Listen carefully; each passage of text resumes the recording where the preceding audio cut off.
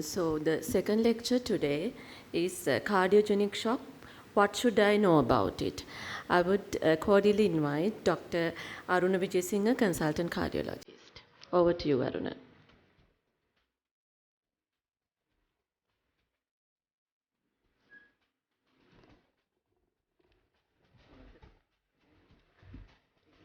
Hello, good morning. I'm Aruna, and I would thank College of Cardiology for giving this opportunity. I don't know how many people are watching, and if anybody is watching, and if anybody has any questions at any time, please disturb me at any without waiting at the end of the presentation. And so, first of all, we are going to discuss about cardiogenic shock, and during this presentation, I would like to discuss what is shock and how can we identify this and what are the things we can do to prevent going into cardiogenic shock and the management of cardiogenic shock.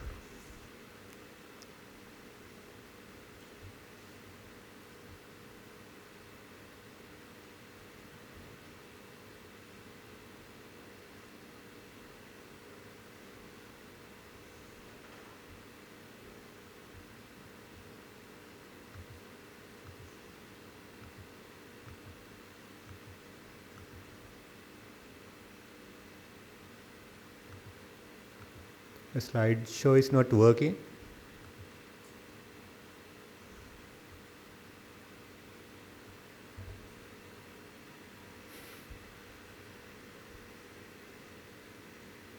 The third one.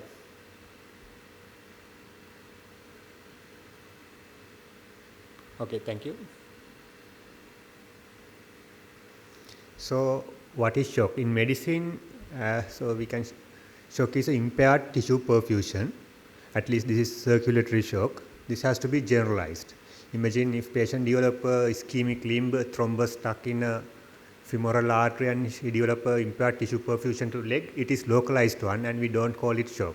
But if the entire body goes into a state of impaired tissue perfusion, we call it as a circulatory shock. Then there are many types of shock. The commonest shock we encounter in our clinical practice is septic shock. So I think almost all we have met at least one patient with septic shock, and septic shock is a state of what happened during the septic shock is there is a significant vasodilatation and decreased systemic vascular resistance, but heart function is normal. So this is basically a distributive shock. In other shock, the commonest one is a hypovolemic shock, where there is a bleeding or rarely significant rehydration. In this case, again, heart is functioning normal and the blood vessels are normal.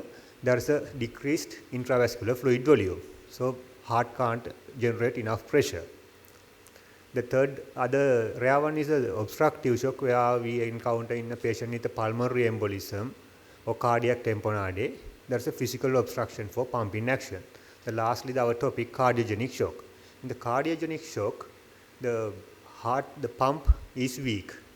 The volume, intravascular volume is normal and there is no issues with blood vasculation. So the main reason for hypotension is pump failure, that is heart failure. So when we come to the basic physiology, blood pressure is dependent on the cardiac output and systemic vascular resistance. So when the cardiac output increases, blood pressure goes up, and if the cardiac output drops, blood pressure drops. At the same time, that's happened in the cardiogenic shock. When the heart is not pumping properly, cardiac output drops, and as a result, blood pressure drops. Again, since the blood pressure depends on cardiac output and vascular resistance, if the depend on vascular resistance changes, blood pressure can change. So if the systemic vascular resistance drops, as in septic shock, even with the normal cardiac output, blood pressure can drop. So cardiac output is dependent on two factors mainly. It's the stroke volume and the heart rate.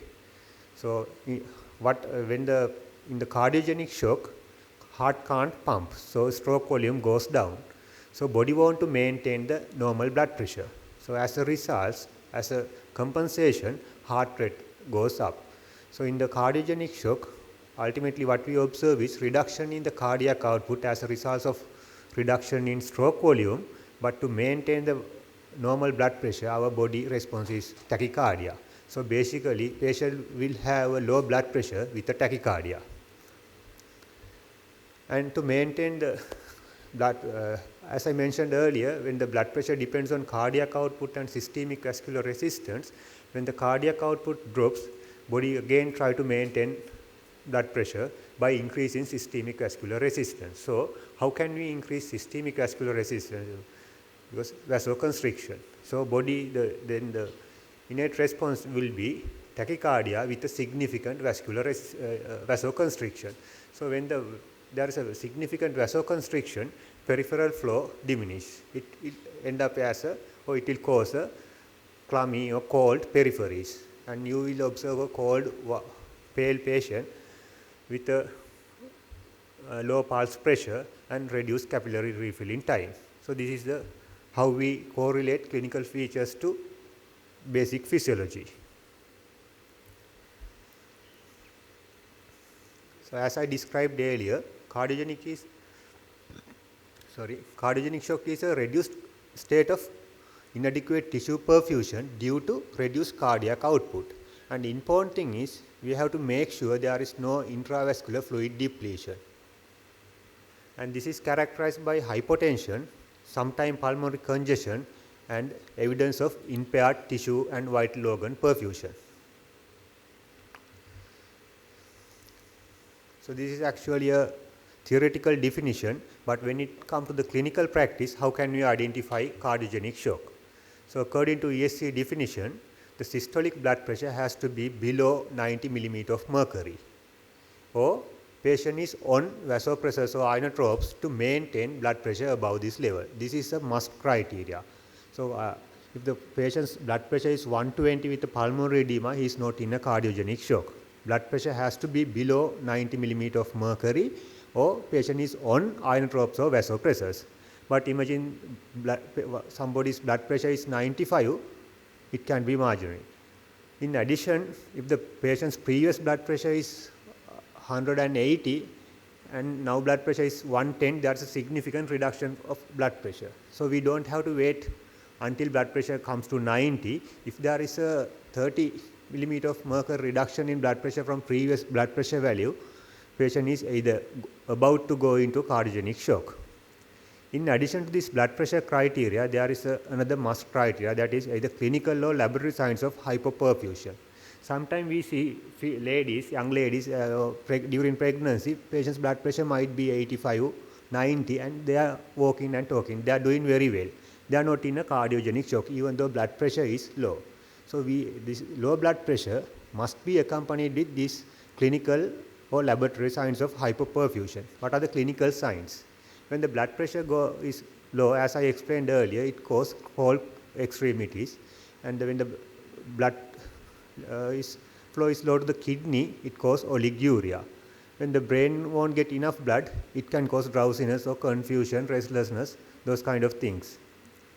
In the peripheries, due to the vasoconstriction, diastolic blood pressure goes up, and due to the reduction in the systolic blood pressure, so this causes narrow pulse pressure. Those are the clinical signs of hypoperfusion. In addition, if we do a arterial blood gas, patient will have a metabolic acidosis, or lactate will be elevated, or due to the acute kidney injury, creatinine is rising above 1.5 milligram per deciliter. Or in clinically, patient will have a oliguric state, urine output less than 30 ml per hour. If you have enough facilities to monitor cardiac index, it will be less than 1.8, but I think this is not practical in Sri Lanka, as almost I don't think any center is monitoring cardiac index at the moment, unless it is for academic reasons.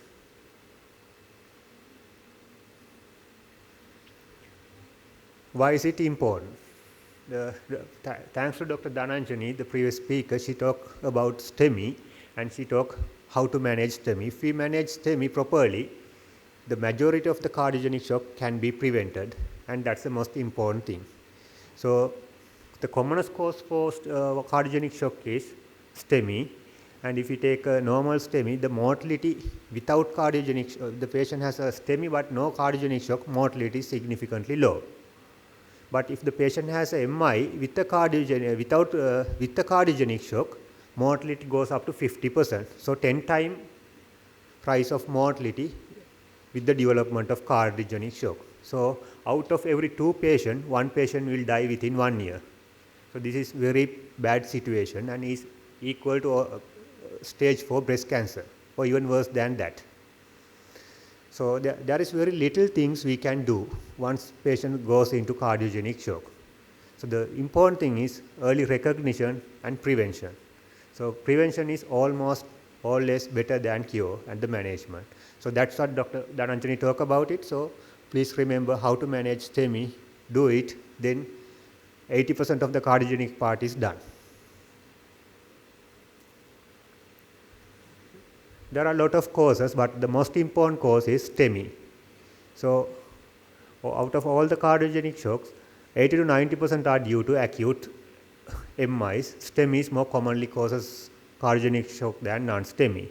In addition, myocarditis, especially leptospirosis in Sri Lanka, dengue and rarely COVID can cause myocarditis and a lot of other viral infections.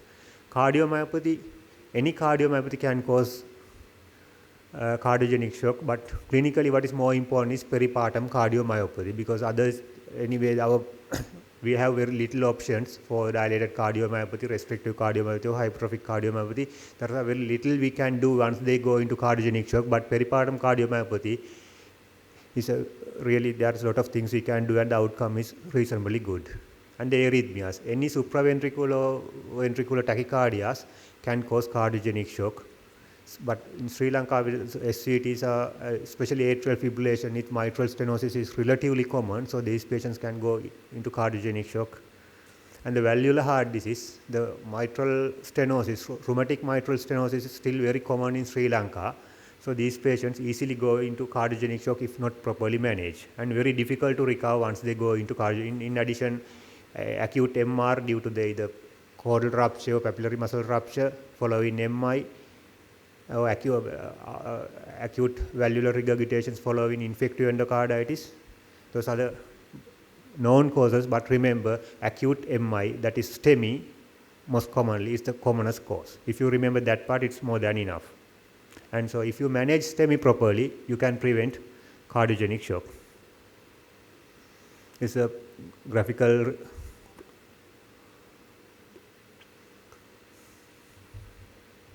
So following acute STEMI, the LV failure is the commonest cause for cardiogenic shock. But this is the most common thing, but infrequently we see rupture of the free wall or causing cardiac tamponade, or sometimes rupture of the interventricular septum causing acute VSD.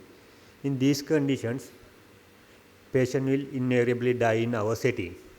Even in very developed centers, the mortality is more than 80 to 90%.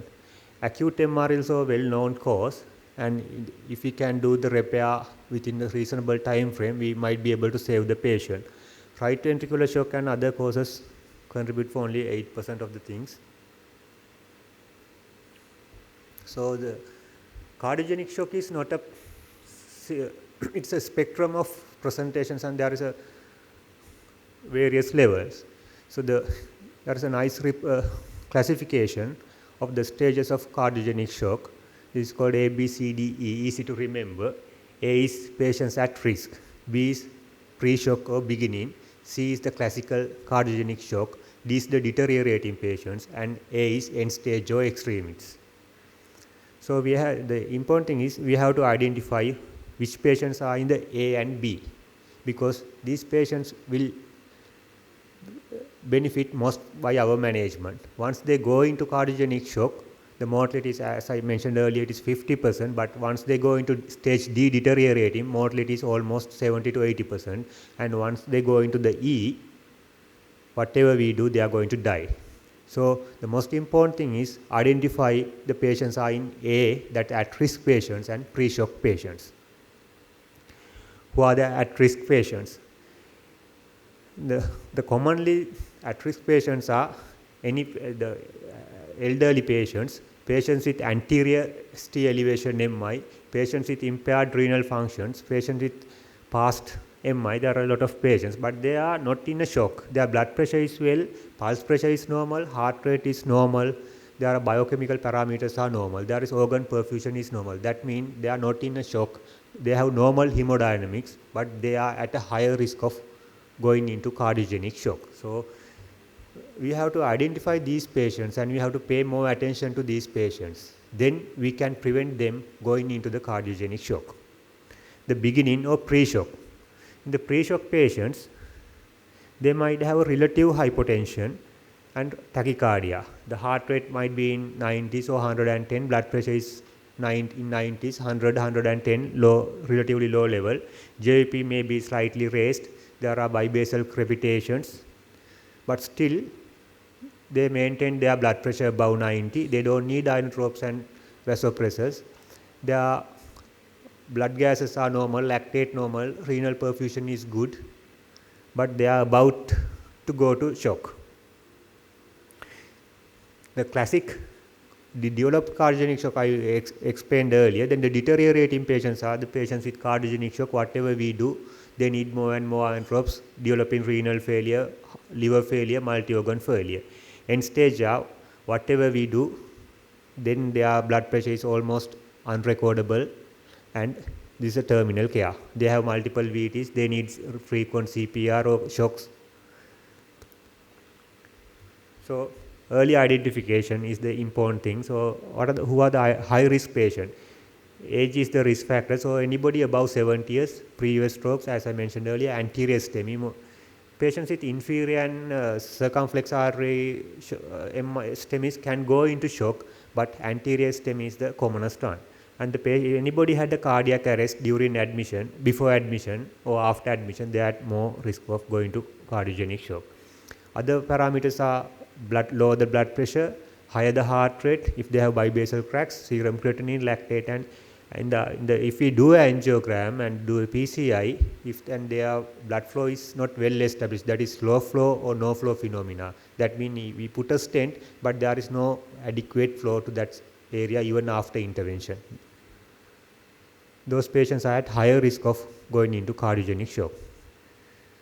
There is a risk score to how can we identify this high risk patient? Is there any criteria or risk scores? There is a score. I don't think we use these scores in our clinical practice. Even in developed countries, I am not very sure whether they are using it or not. But this is a well validated risk score. There are 12 variables, and depending on the 12 variables, we give certain scores to each variable, and depending on the total risk, we can identify which patient go into a cardiogenic shock and which patient has a higher risk of going into cardiogenic shock and which patient has a low risk of going into cardiogenic shock. From this score, we can identify the patients who have higher risk and we can give more attention for those people. And if we categorize them into high, moderate and low risk, there is a clearly mortality difference. Patients with a low risk, mortality is low, moderate risk, mortality is intermediate, and very high risk patients, there is a very high mortality.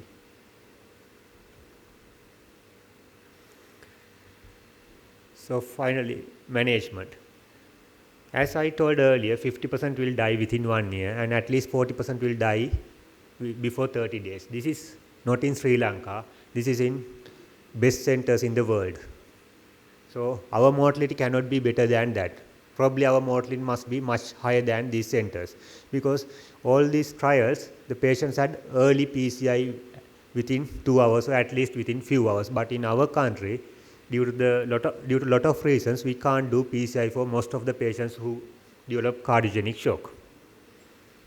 So our mortality must be much higher than these figures.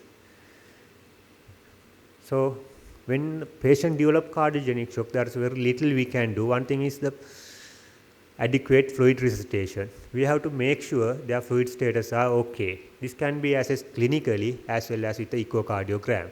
The echocardiogram IVC diameters, and if we do PW with the tricuspid and mitral valve, we can get a rough idea, or simply leg raising test and checking the blood pressure response, checking urine output and input fluid balance charts, looking for dry tongue. Those are simple things, but we have to make sure patient has a adequate fluid status. And if patient is not grossly fluid overload, always we can challenge with at least 200 ml of normal saline or ringer lactate or whatever available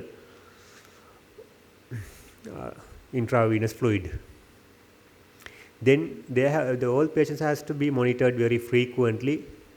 Ideally, these patients will be managed in ICU setup, most of the patients, but since we don't have enough ICU beds, some people will be managed in HDUs and even in the medical wards. But they need more attention, so frequent monitoring, mental status, lungs, blood pressure, hemodynamics, capillary refilling time, urine output, input, those things has to be managed very frequently. There are a lot of investigations has to be done, but at least echocardiogram has to be done as early as possible to get idea about the LV function, whether they are having any complications such as mitral or aortic valve complications. They have a cardiac tamponade, there is the pattern of ischemia. A lot of information can get from an echocardiogram. In addition, we can get some idea about the intravenous fluid status. If possible, other blood investigations dependent on our facilities. Blood gas will be available most of the ICU settings, so we can get idea about the acid-base balance and even the oxygenation. If facilities are available, lactate, other basic things such as renal functions, creatinine, electrolyte, liver functions to look for ischemic liver injuries, BNP if available, and ideally the invasive blood pressure monitorings, but those other hi-fi investigations are not available in our country. Then when it comes to the proper management, inotropes are the most important thing. If the patient's heart rate is not very high, the dobutamine will be the preferred choice. Other thing is the noradrenaline, vasopressor. If the patient's heart rate, if patient has a tachycardia, we can consider noradrenaline over dobutamine. But whatever the thing, heart rate or blood pressure, inotropes and vasopressors will be the mainstay of the management. Other thing is the correct underlying cause. Ideally, as I mentioned earlier, every patient with a STEMI or acute coronary syndrome need an urgent angiogram. According to these newer guidelines, they recommend do an angiogram within 2 hours. But this is not practical in Sri Lanka, not because the cardiologists are not happy to do angiograms, but there are a lot of logistic problems. Transportation is very difficult. If the patient is on multiple inotropes, transportation from even in other hospital to cardiac center is very difficult in our setup. And even doing the angiogram will take a lot of time, sometimes few hours preparation, need anesthetics, lot of concerns. So it is logistically very difficult. So there is some reluctance of doing angiogram and revascularization for patients with cardiogenic shock. And we have to look for other causes for shocks, especially there is a sepsis going on those things has to be corrected. Electrolytes, we have to correct those things, and other important things I will discuss later. So this is the ESC guideline regarding the management of cardiogenic shock. All patients with suspected cardiogenic shock, immediate ECG and echocardiography. And it's understandable, and all patients should be managed in a tertiary care with a 24/7 service of cardiac catheterization. Unfortunately, we have only 2 centers like that in Sri Lanka, Kandy and NHSL. So this is not practical in our setup, and we have very limited ICU beds. So whatever they say, we have to go by our facilities. But ideally they should be managed in ICU, HDU or CCU. If patient's cardiogenic shock is due to acute coronary syndrome, they need an angiogram, as I mentioned earlier. Then the continuous ECG and blood pressure monitoring are recommended. Invasive monitoring with an arterial line is recommended. Fluid challenge, saline or ringer lactate, more than 200 ml within 15 to 30 minutes is recommended as a first line treatment. There is no signs of overt fluid overload. Remember, the patient has no pulmonary edema, no gross peripheral edema, then we can give a fluid challenge and see. But if they have a gross pulmonary edema or peripheral edema, there is very little benefit and it might worsen the condition. When it comes to the inotropes and vasopressors, intravenous inotropic agents, dobutamine may be considered as the first line. Then the vasopressors, norepinephrine is, the noradrenaline is preferred over dopamine, and IABP is not routinely recommended. We will see the evidence later, but and short-term mechanical circulatory support may be considered in refractory cardiogenic shock depending on patient's age, comorbidities and neurological functions. And this is again not available in Sri Lanka.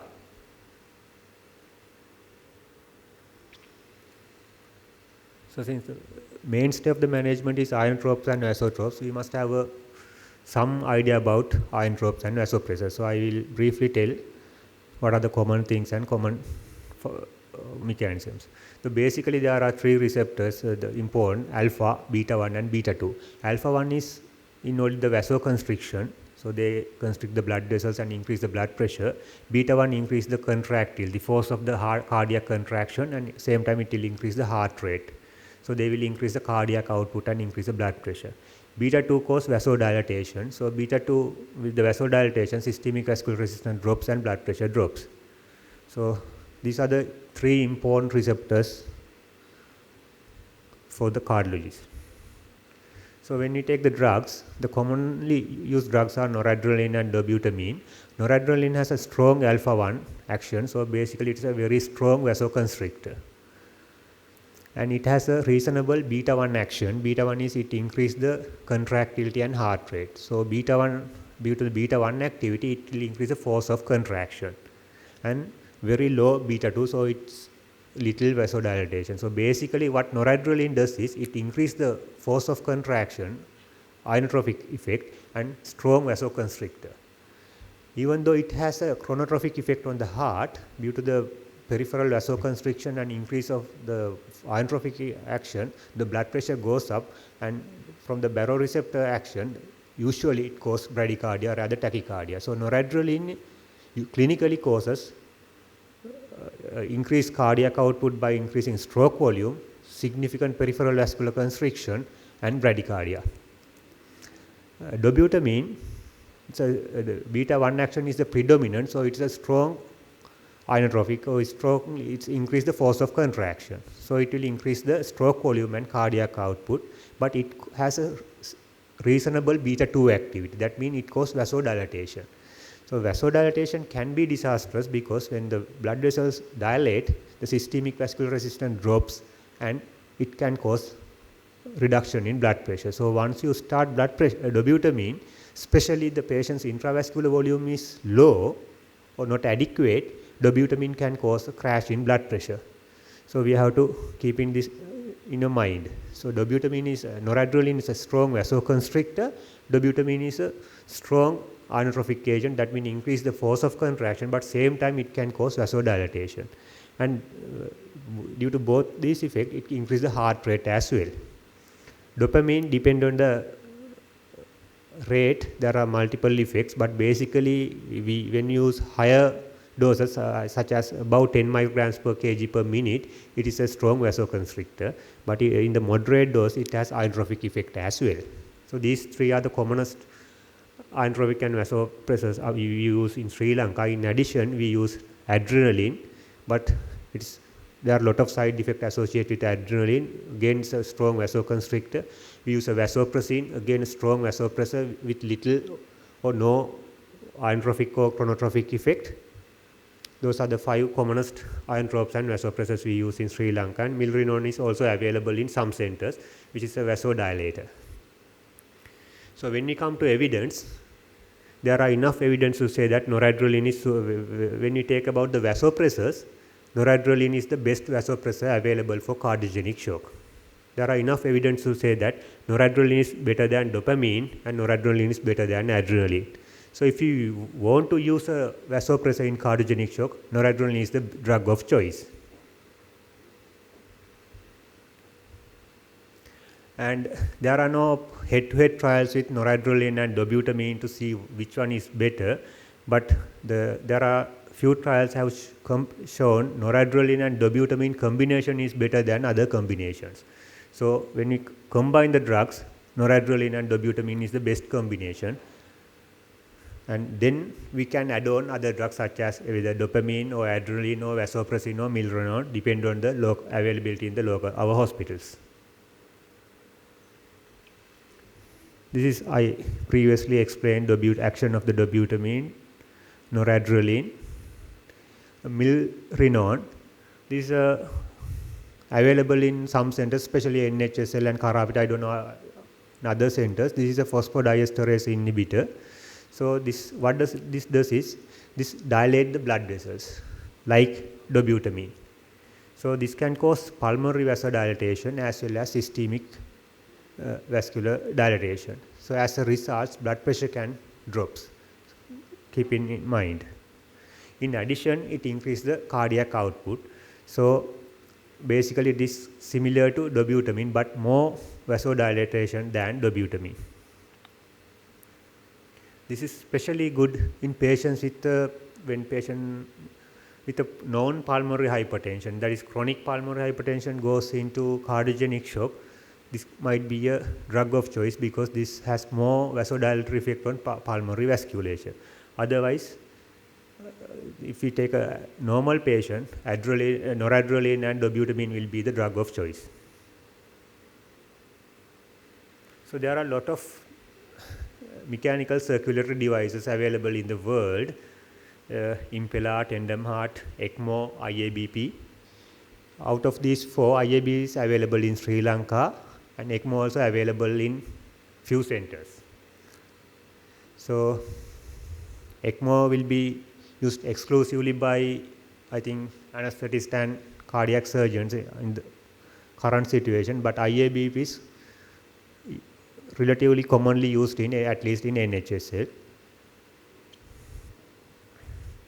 So IABP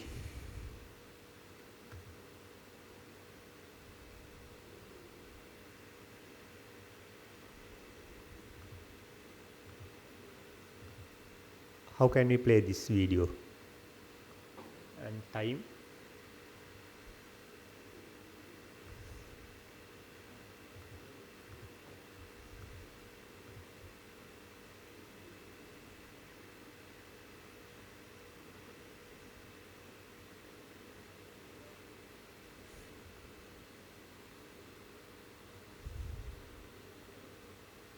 Anyway, it's okay. I will play this.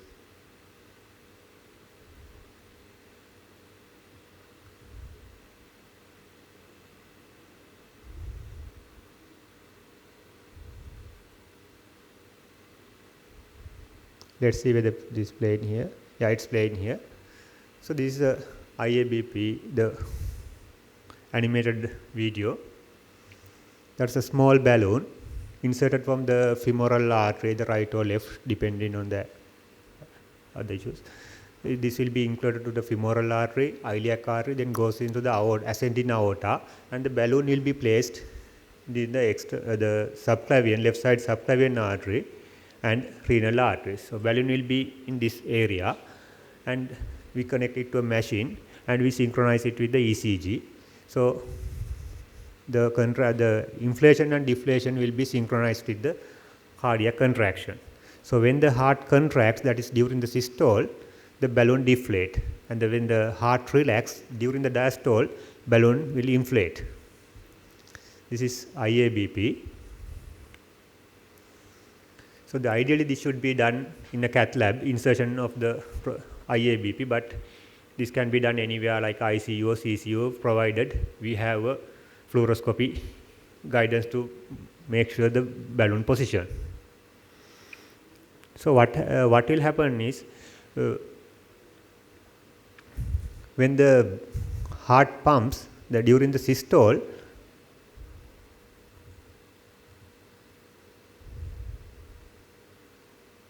this is the systole, the balloon deflate. So and it creates a vacuum in the descending aorta. So when the heart pumps the blood into the aorta, and there is a vacuum, so low pressure area in the aorta, so it reduces the afterload and it help the heart to pump more blood into the aorta. So this is what happened, And in the diastole,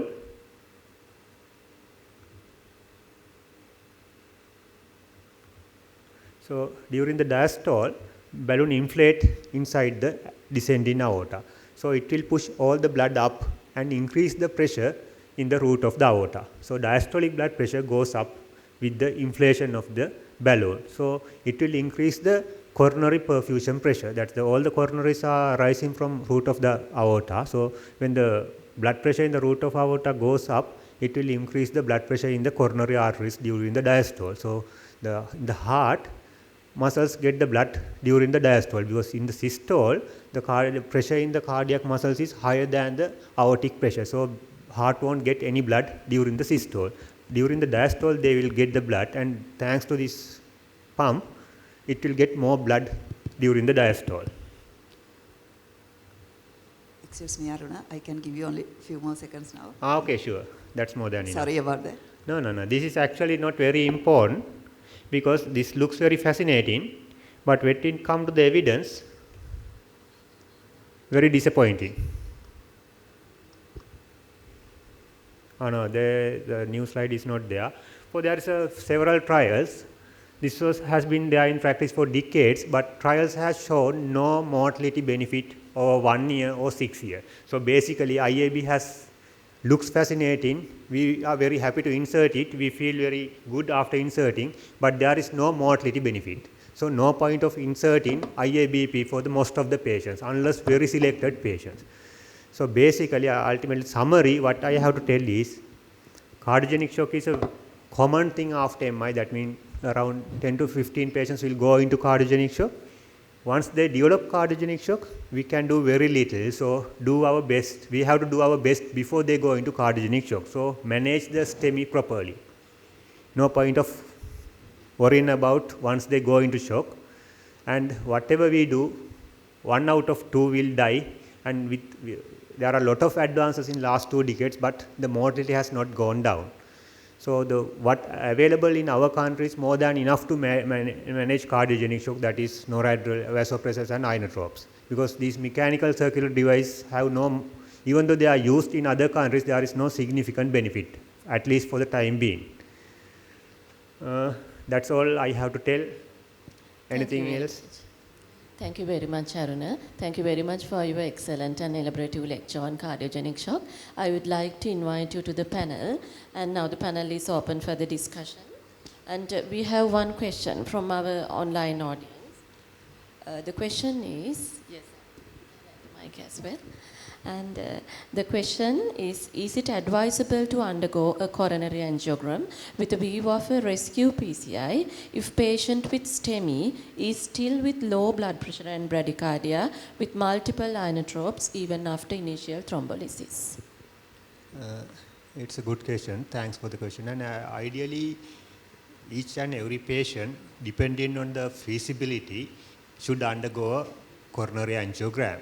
These questions it's mainly depend on the facilities we have. So in this kind of patients, doing a coronary angiogram will be not practical in Sri Lanka, but if you are in other country where developed facilities, this will be a good option.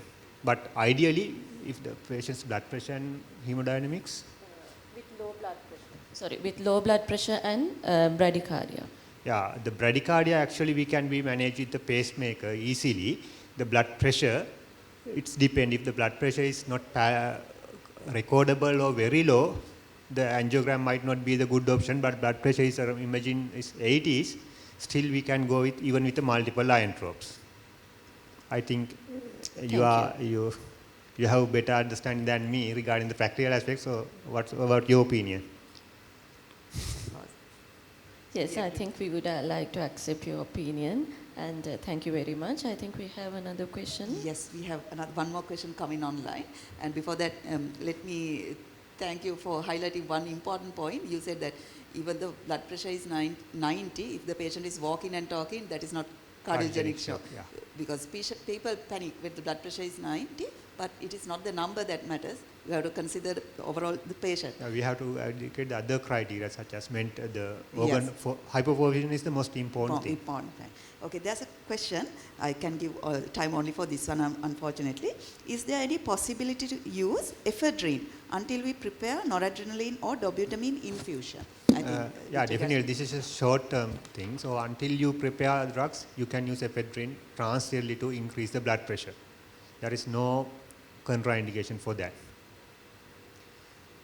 Yes, I think we have Okay. run out of time now. Thank you so much, Aruna, for that extensive Okay. and very Thanks. comprehensive lecture.